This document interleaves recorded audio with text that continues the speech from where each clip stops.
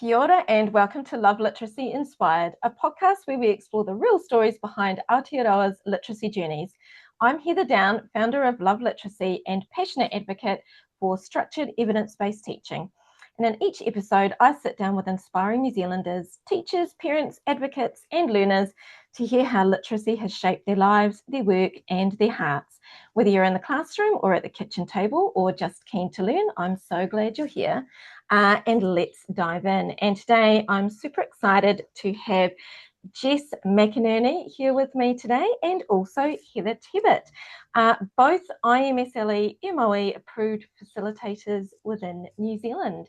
So thank you very much, both of you, for joining me in the school holidays, I might add. And we'll just have a little start off with just some introductions. So I don't know whether Jess you'd like to start or Heather you'd like to start, but yeah, tell us a little bit about yourselves. Cool. All right. So I work for IMSLE. Love it. Great job getting to educate teachers. I also work in a primary school, so I work across all tiers of instruction, tier 1, 2, and 3. I do a little bit of work in private practice as well, just with some dyslexic children that are often really struggling to learn in a school environment. So yeah, nice and varied. Love my work. Yeah. Oh, that's awesome. And Heather? Kia ora. Haere mai, everybody. So I'm a teacher long in the tooth of nearly 30 years. I've often been referred to as early junior specialist with a privileged position of meeting a lot of wonderful people, learners during that time, which is fantastic. IMSLE obviously is a massive part of who I am and what I do now currently. And I can only say that it's been one of the best things that's ever sort of happened to me in my professional career. And so I'm absolutely loving the opportunity to work within Cora and to go, to work with the ministry and also support trainees globally as well. Oh, that's amazing. All right. Oh, that's awesome. Thank you for letting us know a little bit about yourselves. And just for those that don't know, can you please tell me, what does IMSLE stand for? Yeah, sure. We're the Institute for Multisensory Structured Language Education. That's awesome. About 20 years in Australia. Oh, wow. Oh, I didn't realise it had been running for that long. So we will delve into a little bit more about IMSLE a little bit later in the podcast. But yeah, that just lets people know what the IMSLE stands for. Okay. So just starting back to the beginning, Jess, we'll start with you. Can you tell me what led you to become a teacher? Yeah, sure. So kids, basically, to be honest. Yeah, like your own or? In general, well, I mean my own, but also in general, getting to teach them and help them. My IMSLE training was incredible. Yeah, so specializing in dyslexia is definitely where my passion is. Yeah. And how did you get into the IMSLE training? So I'd heard about it a long time ago. I knew a lot of people that had done it and just said, oh, it's amazing.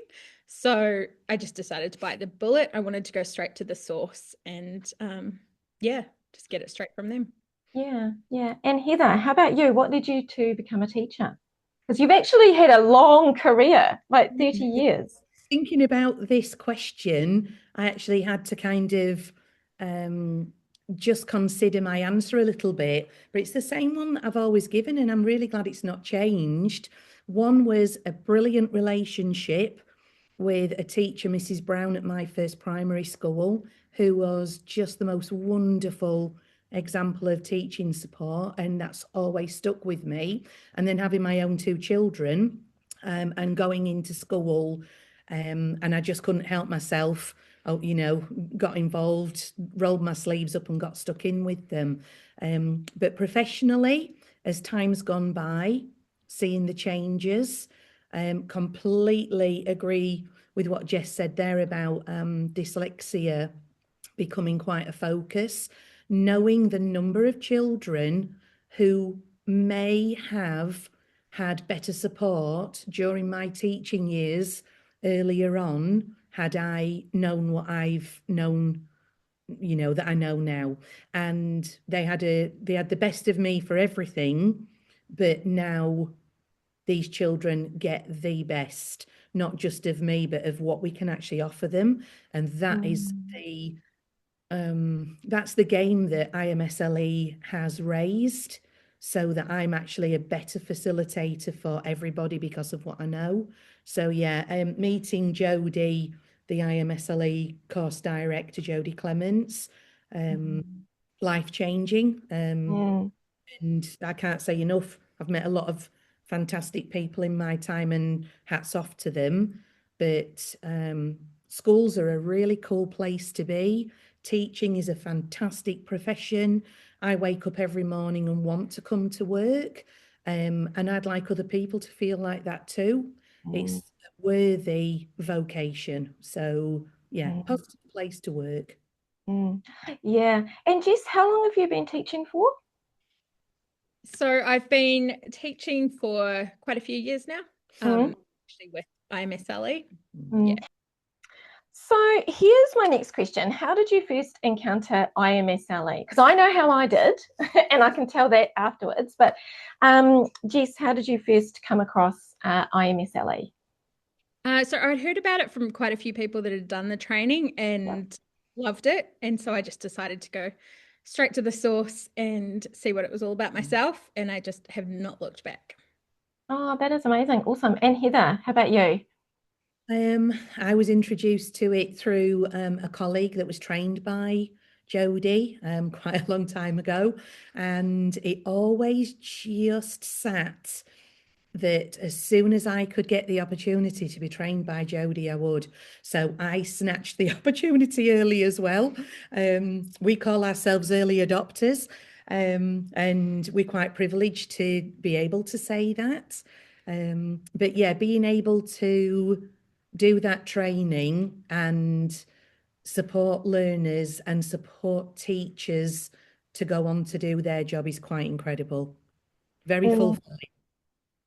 Yeah, and it was actually Lynn Stone in a Facebook post, and I can't really attribute it to any particular Facebook post, but I know Lynn Stone said that there is so much more that happens when you teach the teachers, because you've got your class of 30 and you do reach those 30 students, but if you teach one teacher, they will then reach 30 students. So then if you're teaching 30 teachers, yeah, it multiplies and multiplies and multiplies. So yeah. Yeah, and I actually thought I might take the opportunity to share a little of my own journey, because I heard about IMSLE through the Deb webpage. And yeah, I had recently left Learning Matters, and I found myself in a position where, I didn't have the backing of a big company, and I'd done the spelled training, but I'd never completed my internship with Spelled. And so then I had heard that IMSLE was very good, and it was recommended by a few people. And so I enrolled within the course, and I found out afterwards that I was actually quite lucky, because it's not often that a private tutor will get accepted into the course, because the primary goal is to teach teachers who have got a far greater reach. So I do feel very lucky to have sneaked in the very back of the particular course that I did as well. So yeah. We're so glad you did. Yeah. Yeah. Oh, honestly, me too. And I totally agree with you about meeting Jodie. Like, Jodie is just the most amazing person. And yeah, another conversation is where she doesn't like to blow her own trumpet. So we'll get to do that for her. Okay, so let's have a little chat about practice and implementation. So can you talk me through how you might implement multisensory structured language within the classroom? What might a typical lesson look like? Okay, so only a week ago, I'm sat at my chair and I'm ready to do my my lesson, and I'm thinking already about my tier 1 whole class, and I'm up on my feet. I've got my sound pack ready. I know exactly what my children need to be doing. They're all ready, they're all listening, they're all watching, there's a routine in place. They know what's coming along, and everybody gets everything. And that is one of the crucial aspects of being able to deliver that explicit instruction that's cumulative. We've got a fantastic scope and sequence. We're not going to miss anything for anybody. Key foundation stones are being laid every single minute that I'm teaching in class. And behind all of that is a great relationship with each of my students. So there's no learning on any level happening if you do not have your learner engaged in the way they need to be. Regardless, we've got a lot of different neurodiverse learners out, you know, in the education field. So starts with a relationship, establishing good routines, good tier 1, follow up with good tier 2. I have seen what they have done in tier 1. I can then use that to pull the small groups to me. And because everybody has access to everything, and then I'm tailoring and targeting what they need because I can be responsive straight away. It's not in a week when I've done a plan. It's actually maybe during that day somewhere or the next day. So it really is that quick, which a lot of teachers come to school on a Monday morning, and if they've not got it all planned out for the term, they've at least got their week planned out. I kind of have a vague week planned where I know that I have something I can hook on, but each day I can build on the day before. So I'm being cumulative in the way that I'm teaching, in the way that it's being delivered as well. So that's a great management tool for teachers. A bit easier because you're looking forwards. You're never looking backwards. You're not worrying about things happening. Our resources are beautifully low key. So if the photocopier, because this is a real thing for teachers, if the photocopier doesn't work, I will still be able to teach. I am absolutely fine. Yes. I've often said, put me on the beach with a stick and some sand. It's just easy, isn't it? I actually wrote down just a little comment to make sure that I expressed this, that because IMSLE supports such an inclusive classroom, it enables the teacher to reach and teach all. I love that. Reach and teach all. And it was just encompassing everything that I feel. If there was one way of summing it up, that for me would be it, Heather. Yes, yeah. And I love the way you did that, because as I was listening, I wrote down a few things. I put here up on feet, which shows your engagement. So you're engaged, so your expectation is the engagement back. Routine, whole class, relationships. And I do actually want to have a little chit chat, just very briefly, about tier 1, 2, and 3, just for those that don't know. But what we get is the holistic view of the classroom, where all learners are treated equally, all learners are taught equally, and then we can chat a little bit about tier 1, 2, and 3 and how we cater for those. Did you want to give me a little bit more information about that?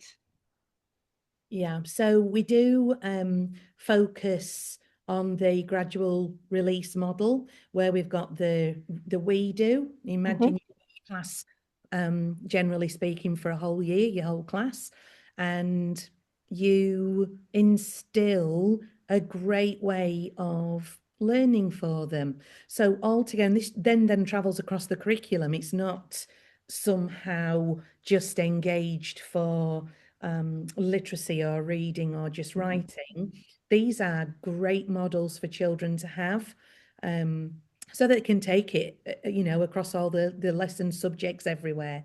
So your tier 1, where you do have your whole class, and so I have everybody, and there are components that I know all those learners in front of me can have exposure to and require. So tier 1 kind of ticks those lovely boxes. Everything that our children write, they read as well. So they read it with us, they write it for themselves, then they read it again. So we have this beautiful double exposure through these lessons. The tier 2, a very quick example might be, say, in a handwriting component of the lesson, that I notice that as I'm doing a little wander and I'm having a little look, 'cause I can still be me in class, I wander around just quietly, have a quick gather. On this particular day, I've got 3 children who are just having a little bit of trouble forming a particular letter. I've got a little note there of who come up to me for my little tier 2. Up they come, whiteboard table. Here we go. Go through it, little bit of tier 2, quick example, I know, but then say, even after I've done a little bit more reteaching in that tier 2, I've still got one of those students that's just not getting it for whatever reason. I'm not sure at this point because they're only 5. So let's have a little look. I'm going to work with you 1-to-1. Tier 3. Here we go. Yeah. Big bite of the apple. Beautiful. Crunch. Tier 2, another bite of that apple. Crunch. Yeah. My last little one. You just need that little. Oh, I can come here. Here we go. I can see actually, it's really focused. So that was a bit of a condensed, but just a skippity skip through the tier 1 to tier 2 to tier 3 as an example. Yeah, and the other thing about that tier 1 and tier 2 and tier 3 is that they get that cumulative teaching. So they actually, by the time they get to the year, that's the 3rd time, maybe the 4th time that they're taking a look at a concept. Or if you're doing your review, by the time they come to you again as a tier 3, that might be the 6th time they've looked at a concept. So it's just a lovely way to build in those repetitions. Yeah. Oh, thank you for explaining the tier 1, 2, and 3 for us. So, Jess, a question for you now. So, diagnostic assessments. Can you tell me a little bit about diagnostic assessments and how do you use the data to inform your instruction? Yeah, sure. So, I guess I've got kind of 2, maybe 3 hacks here with this. Yep.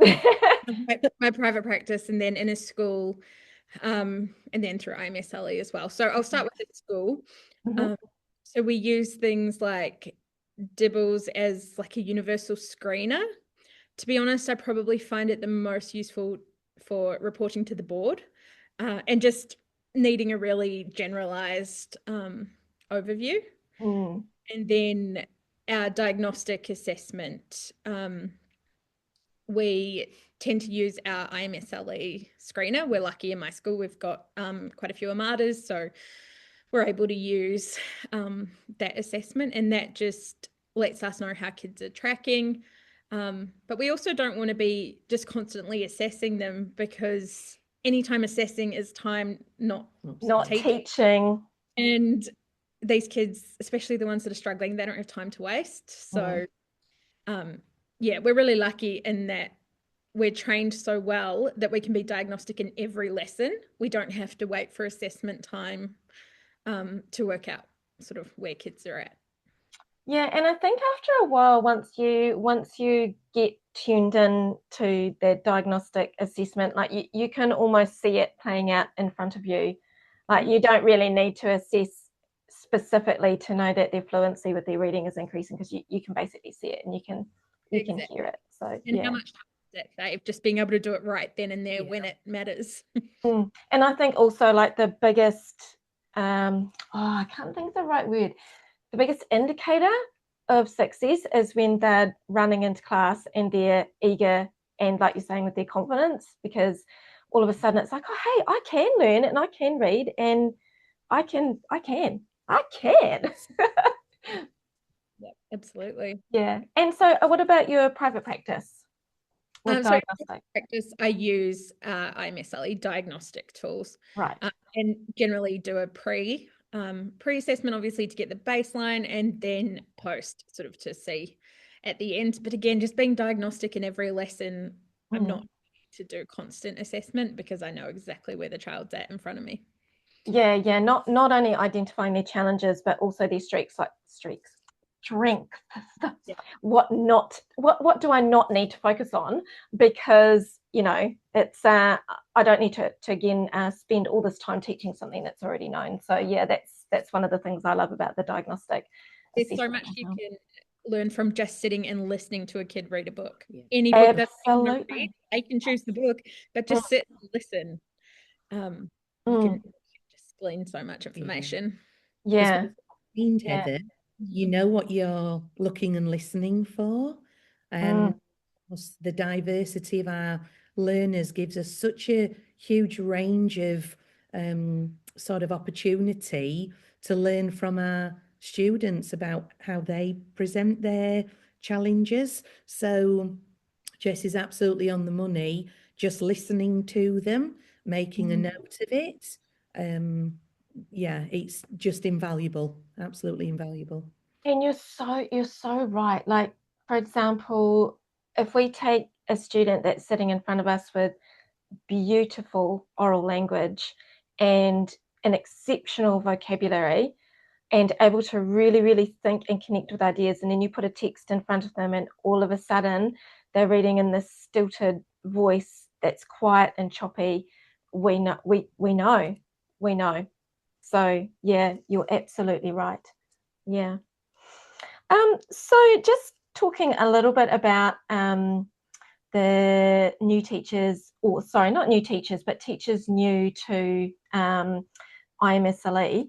What do you see as the biggest challenges at the moment following the professional development? To be honest, we just really like them to leave their worries at the door if they can. We know it can be hard. Yes. Be hard to let go, but just come in with an open mind and a sort of a sponge-like mentality, and you can't go wrong. Once you see it, you can't unsee it, if that makes sense.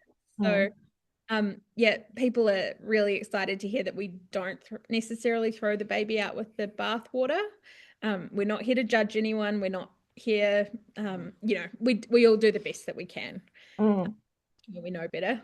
We can do better. Yeah, my favorite quote. Yeah. Maya Angelou. Yeah. Absolutely. We're not a phonics only approach. We're not a program.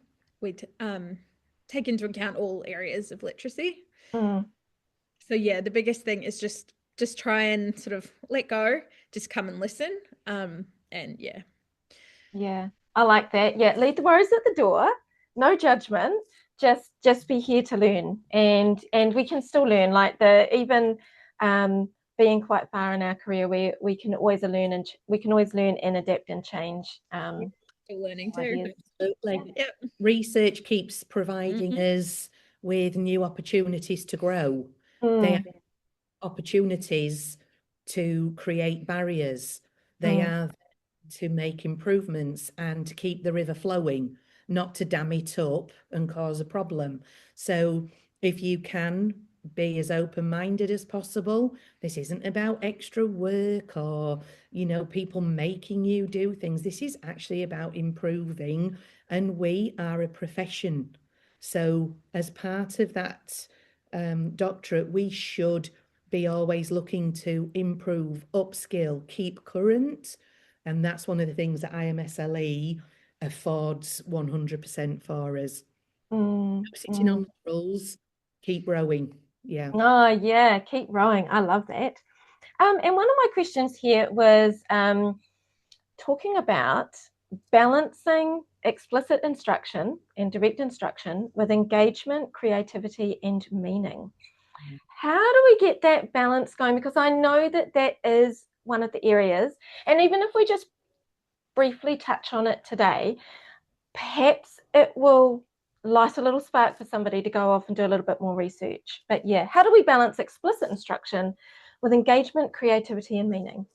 Okay, so I'm going to say to you that Anita Archer's Teach the Stuff and Cut the Fluff is a really great bumper sticker to have.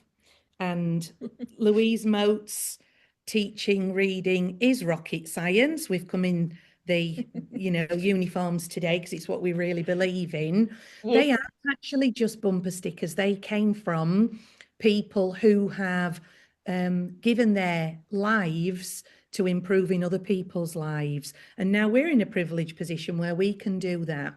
I have always been and will continue to be a narrator, and it is one of my strengths. Some people may say it's a weakness, but I'll not have any of it. So as a strength, being able to go in front of a class and still be able to be me, I thought might be threatened a little bit by this thing called structured literacy.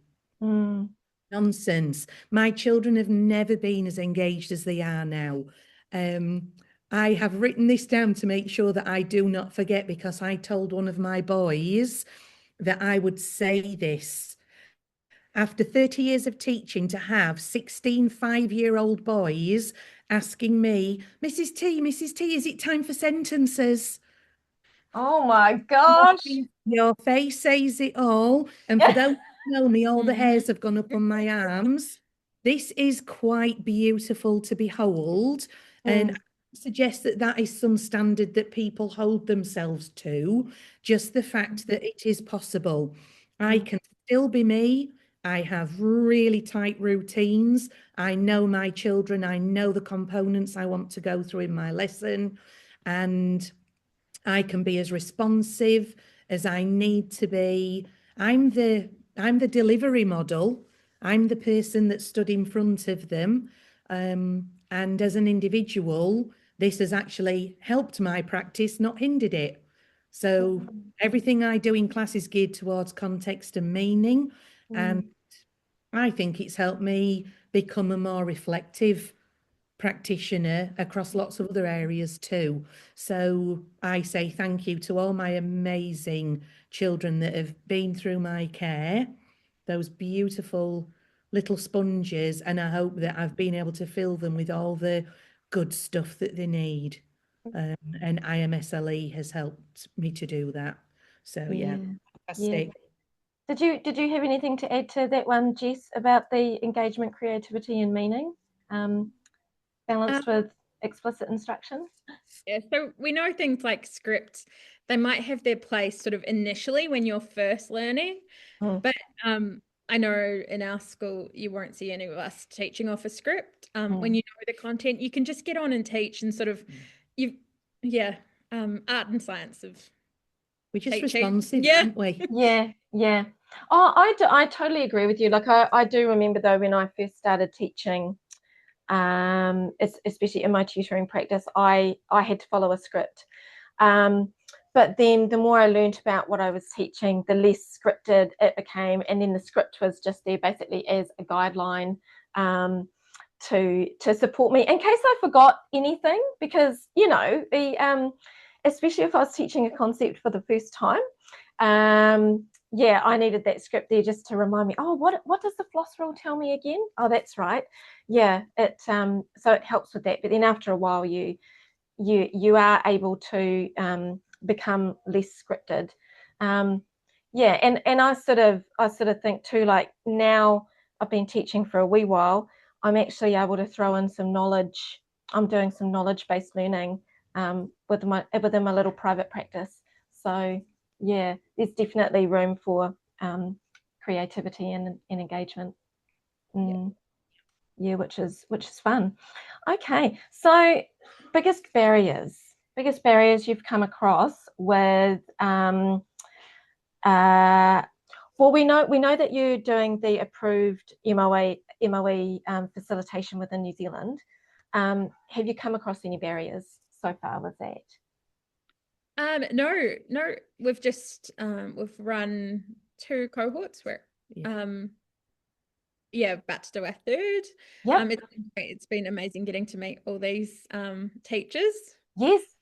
We've had great feedback, so everyone They've just seems to be been enjoying wonderful, it. haven't they? They have. And great conversation exchange. Awesome.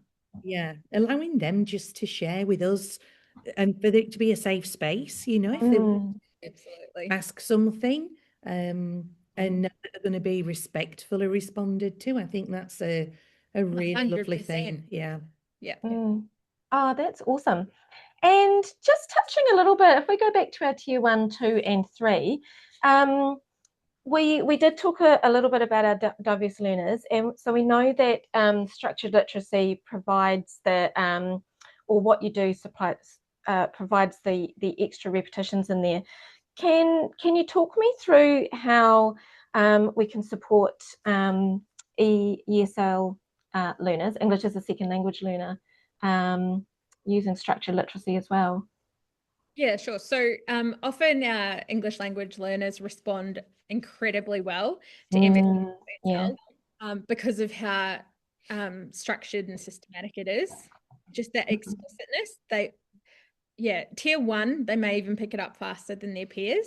Oh, is that right? That is interesting. That's what we've noticed in our experience. But I know we had a wee boy last year, and he came into year 2 with us last year, and he'd been at a different school before. He wasn't fluent in his home language or in English. And we had all sorts of sort of red flags going on there. So we were lucky that we had the support to dive deeper and learn a little bit more about what was going on with him. So there were some quite severe struggles. We're talking sort of less than first percentile. Oh, yeah, wow. Thing. So we were a little bit like at the start, you're like, oh, okay, this is going to be a big job. But we just got on with teaching. So me and Heather both worked with him. So we've had him for tier 1, 2, and 3 for just under a year, I think it was. Yeah, sure. And so he was getting MSL tier 1 every day. And he was getting tier 2 probably about 3 times a week. In tier 3 about 2 to 3 times. Obviously things pop up in a school and you can only work with what you've got, but so we were just doing our best to get as much into him as we could, and then he just took off. I think more than either of us had even really hoped. We knew he'd make progress, but it was incredible. And I was really lucky because I got to go and do an observation of his class where he is now. And I sat myself so that I could sort of see his book and see what he was doing. And he's absolutely at curriculum level. He's keeping up with his peers. He's not receiving any tier 2 or 3 support. Put any book in front of him and he will read it. Oh, that is amazing. Incredible, just the progress that he's made. And we know that he still has those same struggles, but he's just responded so well to the quality instruction that it's changed his life really. And it's not us, but it's the method of teaching. Yes. Oh, it probably is you. Like, I think you can't just say it.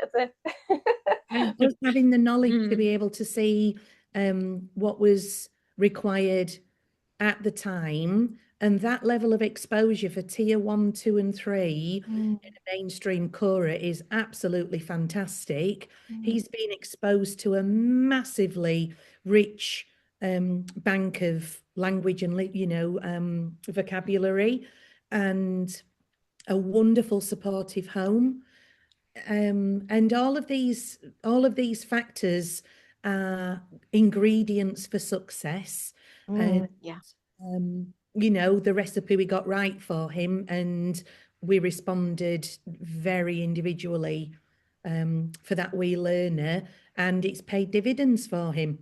Absolutely fantastic. But in part of my role as well as Senko, thinking about how the rest of my ESOL children are, you asked the question about sort of like the difficulties from different cultural backgrounds and things. I'm always looking to see if they are fluent in their own language.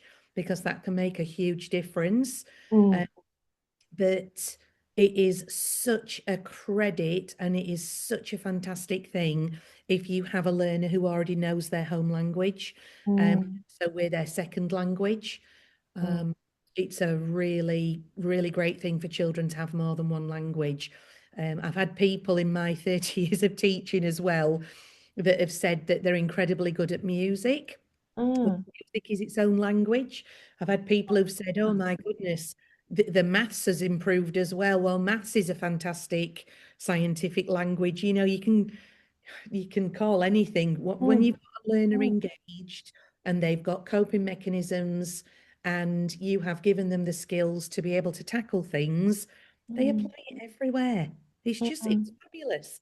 It's what we're here for. Yeah, and at the end of the day, like maths becomes less about numbers and more about language. And science we know is language based, and it's very domain specific with the language as well. So to be able to unlock all of that, swapping the tiers round, isn't it? It's the tier 1 vocabulary. I think I got that right. The domain specific vocabulary through being able to access reading and writing is really, yeah, I mean, that's why those subjects, they start to excel in those ones as well, because we've got it right from the beginning, right from those foundational skills. Yeah. Solid tier 1 teaching, reduce number of tier 2s. Yep. Tier 3s tend to be a little percentage who will always need that little bit extra that you've identified early so that you can give them appropriate support. Looking back, is there anything differently you think you'd do in introducing structured literacy in the schools, or do you feel pretty happy with the base? Or, you know, it's always good to look back and have it with a new perspective. What do you think? Yeah, I wrote down Rome wasn't built in a day. If we think, do you know one of the greatest measures, Heather, that I've said this to you, Jess, a few times, and I'm sorry, I'm going to say it again.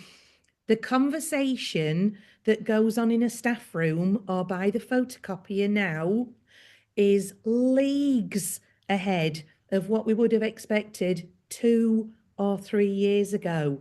When you stood at the photocopier and somebody asks you about syntax, semantics, teaching a particular spelling pattern, have you got some word cards that have got silent E plus suffix? Have you the richness? And I'm sorry, I know we're thinking about that, but I've said on so many occasions, I've just had the most fantastic sort of like skilling conversation. Somebody will walk past and go, oh, would you take a quick look at this progress monitor for me? Yeah, bring it in. I'll take a look for you. Oh, by the way, I've got this feeling about this child that's just moved in. Right, what are you noticing? This depth of conversation is one of the key shifts that I've seen grassroots level. It really is. And there's a lot of people I've talked to over the years that I've been doing this. But yeah, I mean, look, if you'd been given a golden pot of money, would it have made structured literacy happen and the shift any quicker? I don't know. We've all been exposed on social media to a growing number of posts on the science of reading, the science of learning. The great research names that are thrown out there, I would recommend anybody keep looking at IMSLE and ADA, because you will get exposure to Seidenberg, Airy, just incredible researchers are the highest in their game, but you might not know their name yet. So dry open, because these people influence, and their influence drops down and sometimes gets a little bit diluted and watered out, but the essence can still be there. As Jess said a bit earlier, if you can get back to the root of research so that you get it from the horse's mouth, so to say, that's always a good place, because then you're informed. You can make an informed decision, not something that somebody else has made for you. So I always like that about it. But you know, people have had to do some very creative accounting out there, and hats off to the principals who have Oh my goodness me, they've done amazing things to make these things happen. And of course, we do have ministry who are making shifts for structured literacy, and they are working with some people who are well recognised for their quality and skill.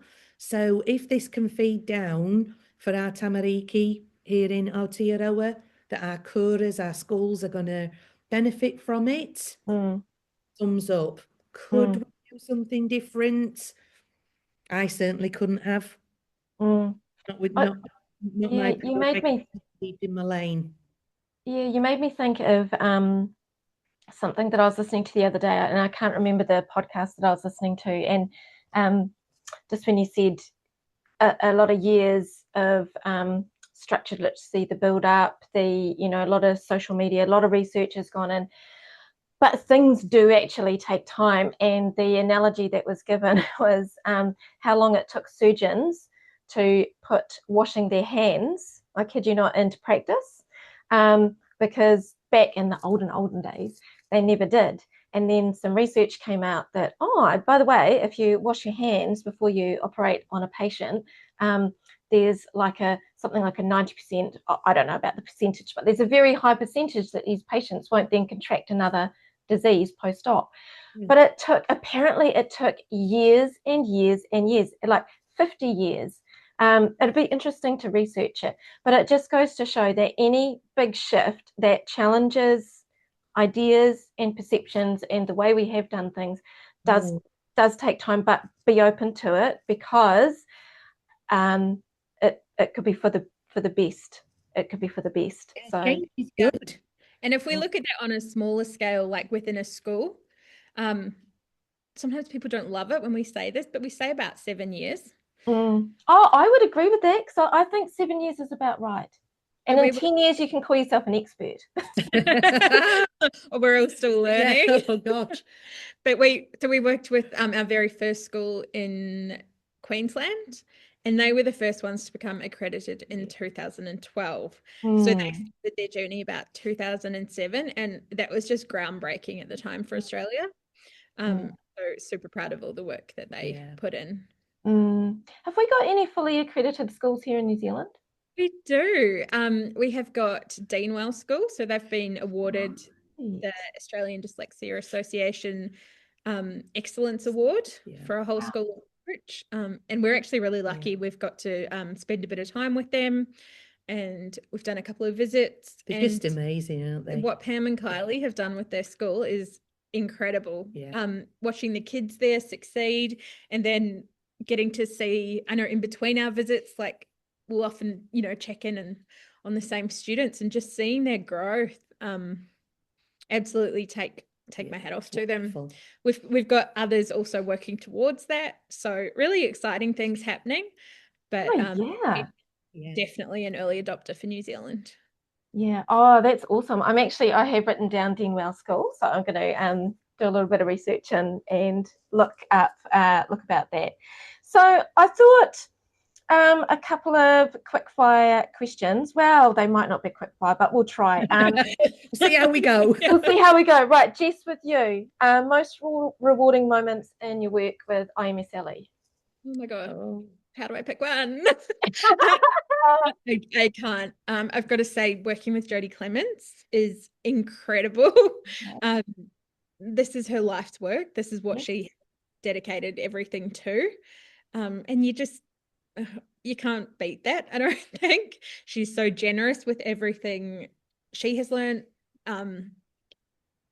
So definitely working with Jodie has been amazing. Getting to visit Deanwell and other schools as well. We've got a few in Australia that we spend a bit of time with as well. Has been amazing. But also just getting to work with all the teachers and coaching and mentoring them through their practicum with us.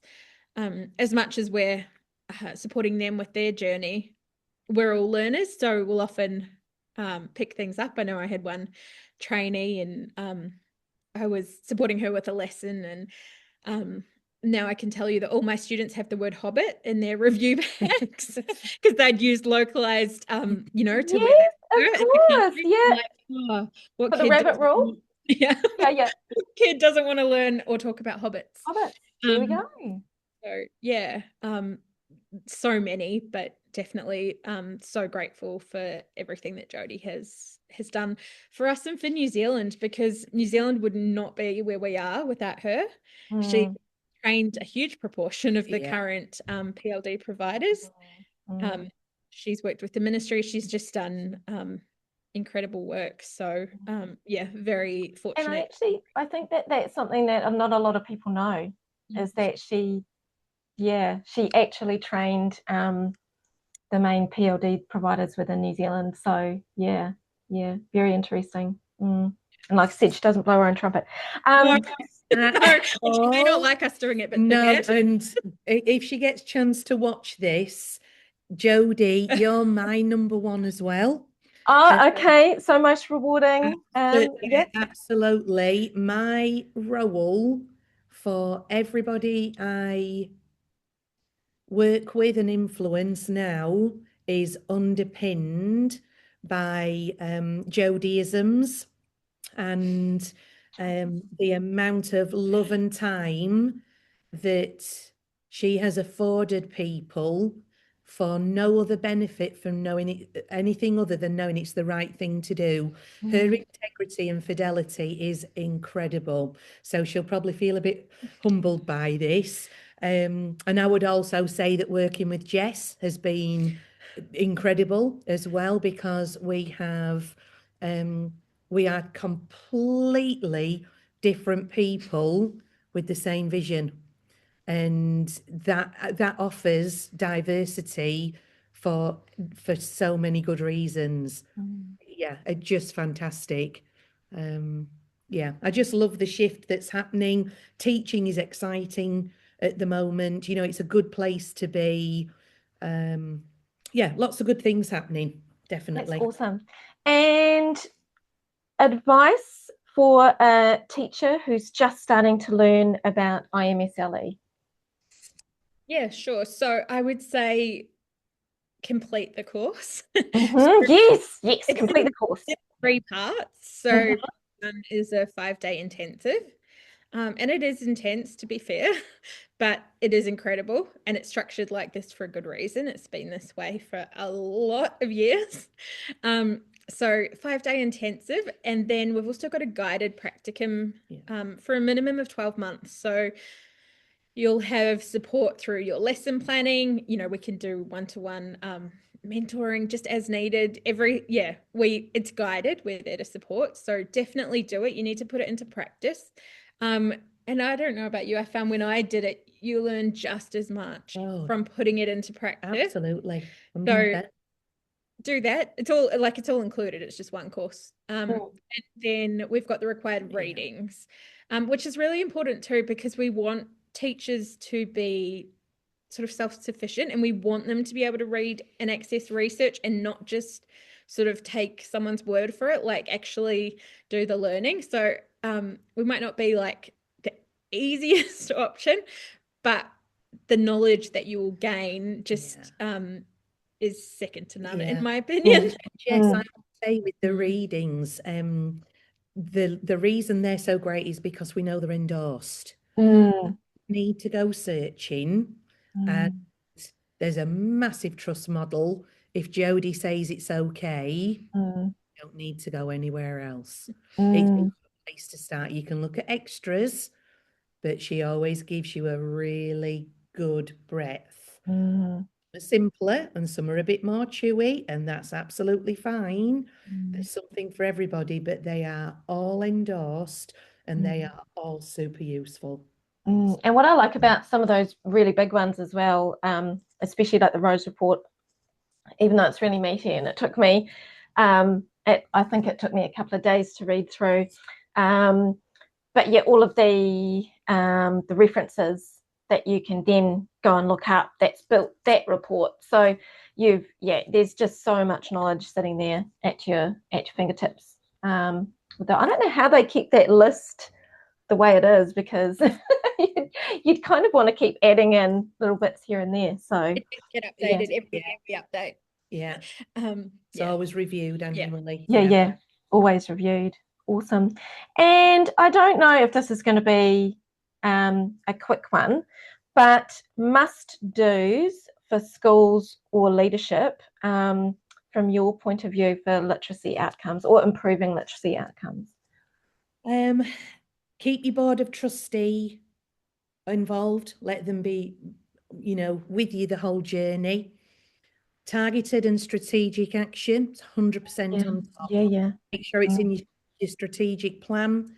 And the general average, Jess has touched on there, they've said is between 4 to 7 years for anything that's changing round. And just think what we've had to absorb and take in our stride with the New Zealand history, the New Zealand English, the New Zealand structured literacy, the PLD, all of these things while we're still teaching. So this is quite an enormous load that we have to deliver grassroots level. Leadership, consider bottom-up provision. Your first 3 years we know are absolutely crucial for the best chance of success for learners. Even with limited resourcing, that's where your focus needs to be going forwards. Back your staff with any PLD commitments. You sign up and turn up. Make sure that that's flowed through. Any budget that you can grab hold of from anywhere, any funding for PLD, throw your hat in the ring and try and get some, because that can obviously fiscally alleviate issues for school. Having a key lead literacy contact who loves doing the job, and wants to do it. Excuse me. Yeah, absolutely. Excuse me, I'm drying out. Yeah, no, that's okay. I've talked you to the limit today. Just while Heather's recovering, Jess, what are your must-dos for schools? Pretty much what Heather has said. Back your staff. We really want to get a teacher in each school sort of trained and upskilled, but it's really important to give them the time to upskill. You can't just send them to a 5-day course and then be like, yep, they're good to go. Yeah. You need to give that person time, and it is always beneficial if they have a buddy. I think we've found it really helpful if you've got someone else. It just doubles the bang for buck, doesn't it? But yeah, the model is that, and we have a lot of schools in Australia do this, we kind of get one Amada, we get them really well trained up, and then they can go and actually do their PD in their school and make schools quite self-sufficient. It's the best model, really. I know it sounds a little bit like we're doing ourselves out of a job, but that's fine. We're we're okay with retiring. There's plenty more to train. Jodie always says with another colleague of ours, once this is in initial teacher education and everything's good, we're just going to get in kayaks and paddle around. I think me and Heather might join that. Yeah. Yeah, you have to come. Yeah. Oh, I know. I do, but then I think to myself, there's always more. There's always going to be more. Heather, we're not here to be a permanent crutch. We're not here to be a permanent scaffold. Somebody breaks the leg and they have a pot on for 6 weeks. They don't wear it for life. So yes, we know it's there, and I'm sorry that's a bit of a quip analogy again, but the idea that you can actually support when required and step away when not, that's the model you want. But we have people that come back to after training years ago, and they come back and say, I've just got this student who's doing A, B, and C. I've seen A and B before, but why am I seeing C? Great conversation. The door's never closed. It's not closed. People will always, because we create relationships, I think, with our trainees. That holistic feel, and that you're valued, and we love what you're doing. Yeah, good job. Yeah. Oh, that is awesome. That's awesome. I love all the advice. And just before we wrap up today, is there anything that that's been on your mind that you think you'd like to have a chat about that I might not have asked today? We've covered such a wide range of topics. Do you know what, for me, I think the only thing would be, as a teacher, we're entering a slightly brave chapter where we're having more robust discussions with Far now. So Far now may have seen some indicators when they've been working with the children, and sometimes if they've got more than one child, they can see that there's specific differences. That there may be tough conversations that need to be had. Again, early intervention means that there's no surprises later on, even if putting intervention in place helps to alleviate challenges and reduce. We know on an X and a Y scale that a child here with a really sort of, or I'll change it the other way around. A child down here with low skills, we've got to put a lot in. Oh. What we want is to see that child's skill improving and intervention. Yes.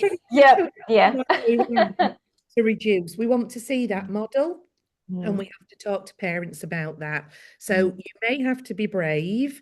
You may have to chat about it. You're probably not going to be in a position to speak wholeheartedly about dyslexia, but you can certainly start to reduce that sort of challenging conversation by being clear as soon as you can.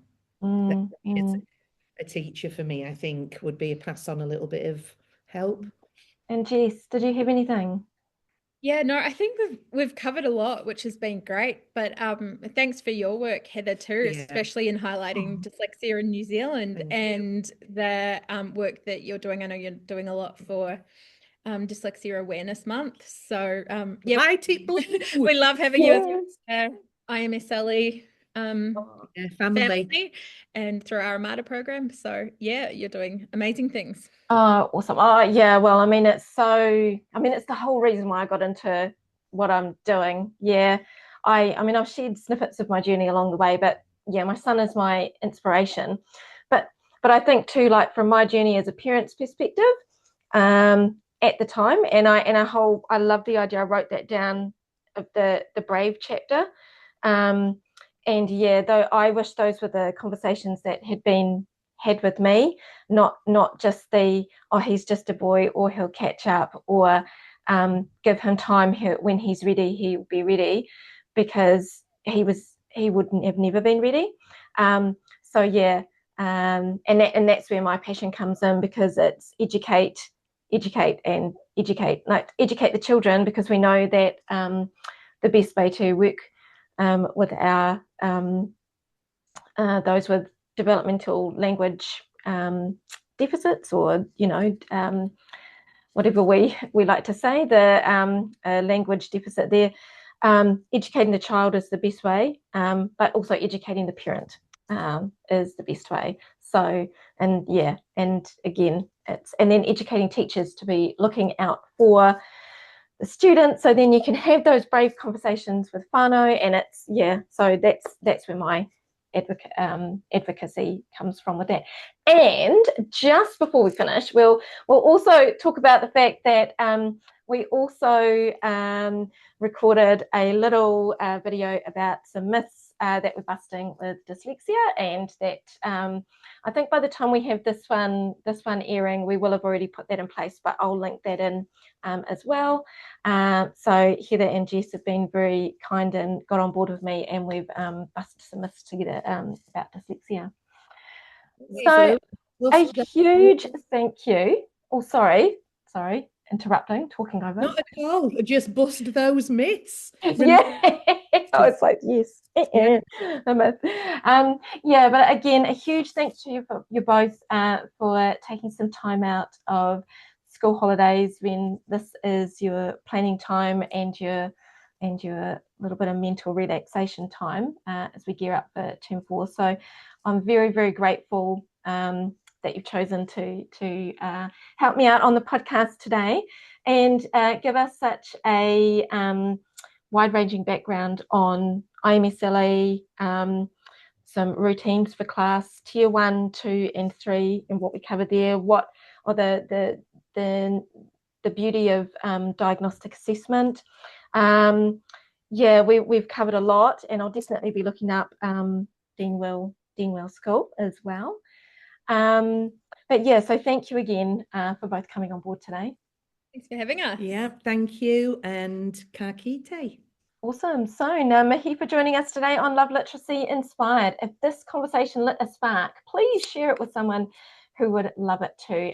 You can follow me on YouTube and on Spotify, or you can log onto my website, which is www.loveliteracymountmaunganui.com. I wish I'd known about the long website at the time of doing that, but doesn't matter. And until next time, keep sharing stories, keep asking questions, and keep loving literacy. Awesome. Thank you, guys.